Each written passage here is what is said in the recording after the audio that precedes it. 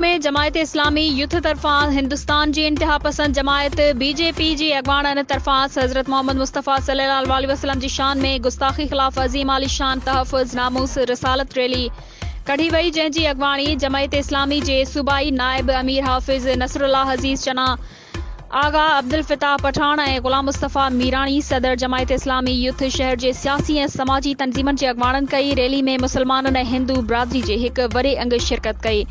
Rally में फलक शगाफ नारनि ज़रिए आका सां मोहब्बत जो इज़हार ऐं इंडिया सां नफ़रत ऐं इंडियन मसनूआत खां बाइकाट जो मुतालबो कयो वियो आहे। रैली लाइब्रेरी चौक खां थींदे मुख़्तलिफ़ रूटनि खां गुज़रंदी घंटा घर पहुती, जिते हिक वॾे जलसे आम जी सूरत अख़्तियार कई। बाद में सियासी ऐं समाजी अॻवाननि ऐं शहरियुनि रैली खे ख़िताब कयो।